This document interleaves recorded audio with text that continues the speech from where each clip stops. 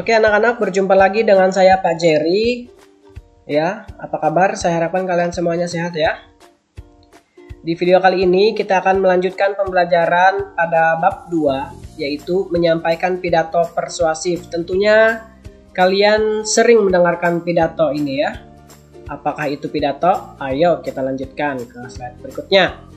Namun sebelumnya, kalian harus mengetahui dulu tujuan kita mempelajari ini.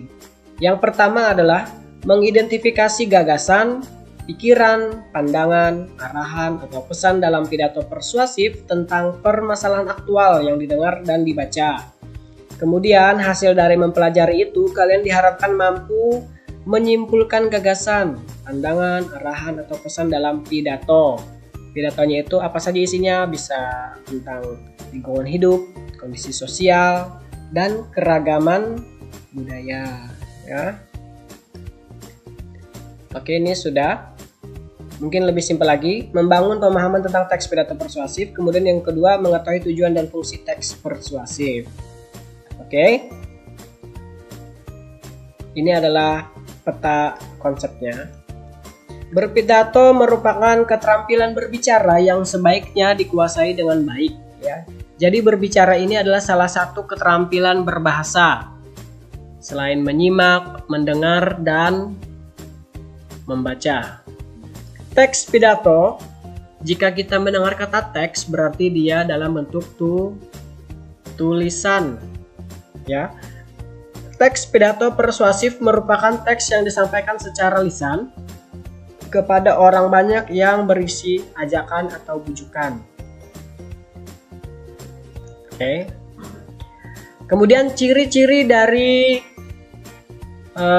teks pidato persuasif. Yang pertama, setiap pidato terdapat tujuan yang jelas.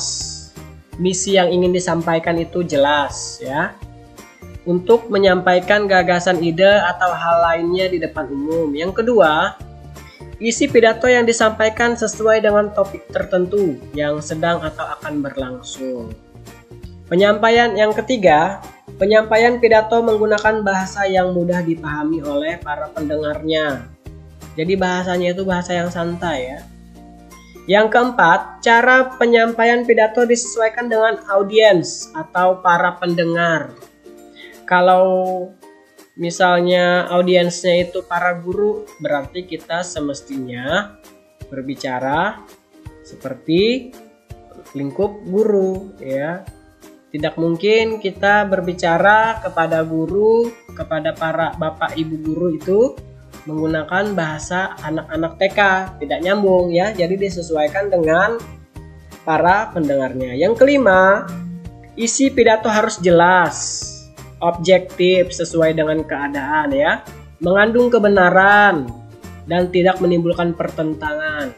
Itu adalah contoh ciri-cirinya. Yang terakhir, pidato menggunakan artikulasi, intonasi, dan volume yang jelas. Pengucapannya harus jelas ya. Apa tujuan dari teks pidato persuasif? Yaitu mengungkapkan pemikiran kita di depan banyak orang ya. Penguatan tanggapan, pembentuk tanggapan, dan pengubahan tanggapan. Fungsinya sebagai sarana atau media untuk menyampaikan ide, mengajak atau membujuk orang lain. Jadi kalau kalian mendengar istilah persuasif, berarti fungsinya adalah mengajak atau membujuk orang lain supaya mengikuti apa yang disampaikan oleh orang yang berpidato itu. Nah, kemudian tugas, silakan kerjakanlah tugas berikut. Ini adalah tugas kelima. Jadi kalian tambahkan nanti tugas kelima. Soal yang pertama, apakah yang disebut pidato persuasif? Sudah ada di slide sebelumnya ya. Yang kedua, sebutkan ciri-ciri pidato persuasif. Kalau kalian menggunakan kertas, silakan tuliskan nama lengkap, bukan nama panggilan atau nama samaran. Yang kedua adalah kelas. Yang ketiga ada tugas tuliskan saja tugas kelima. Mata pelajarannya adalah bahasa Indonesia dan alamatnya di mana. Oke? Sampai di situ paham ya? Saya cukupkan. Terima kasih untuk perhatian kalian dan sampai jumpa.